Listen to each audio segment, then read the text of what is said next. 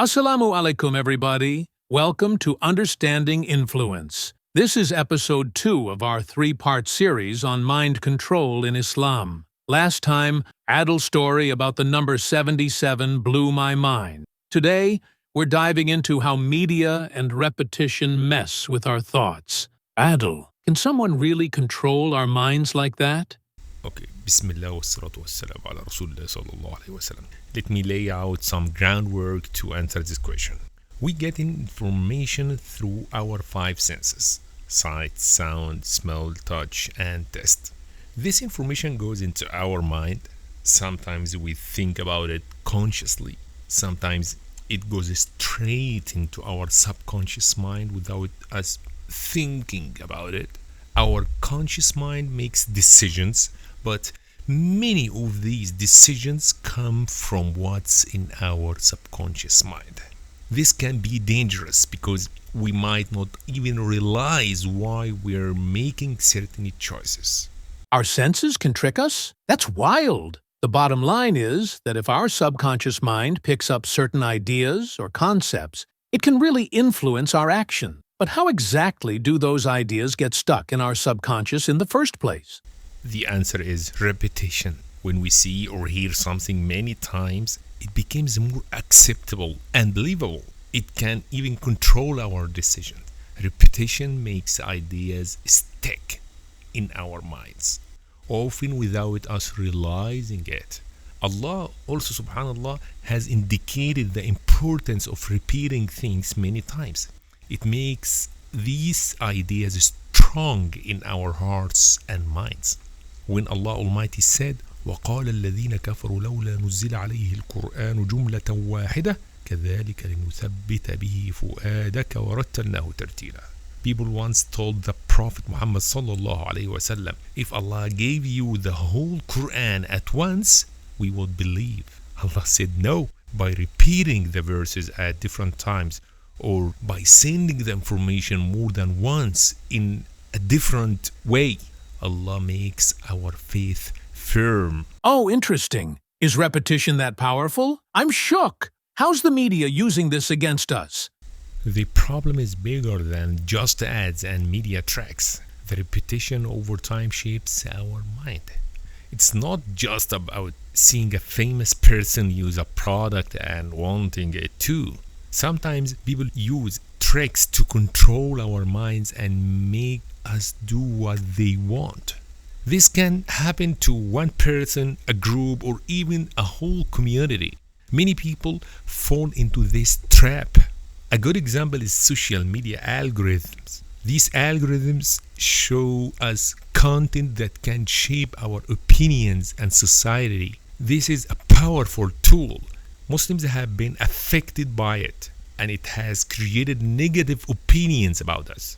We've seen this happen many times. Social media's sneaky. Any real-world examples? Let's look at specific examples where these influences are at play. Let's look, for example, at the homosexuality or the group of LGBTQ, anything is something we see everywhere in the media, universities, and TV. For example, in Islam, we believe there are only 2 genders, male and female. Science also says there are only 2 biological sexes.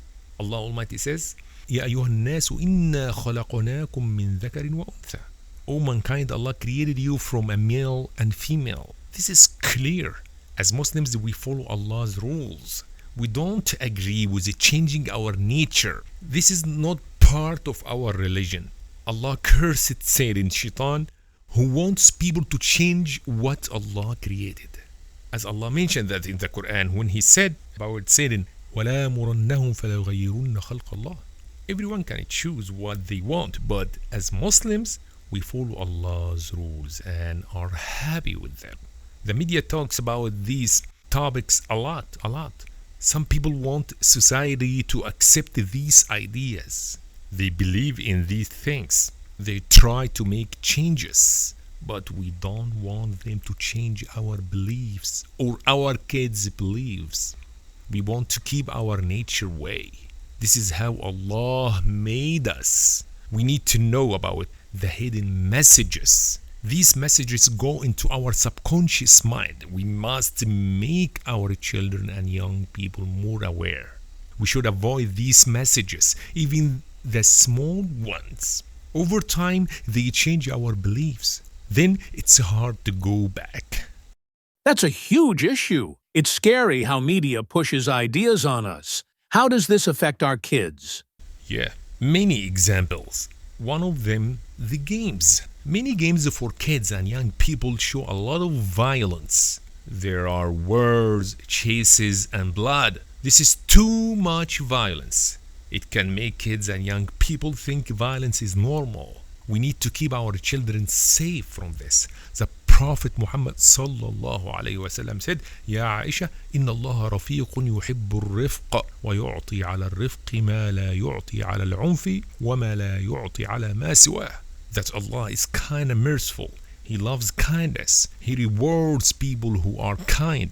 He doesn't reward those who are violent. These are our teachings.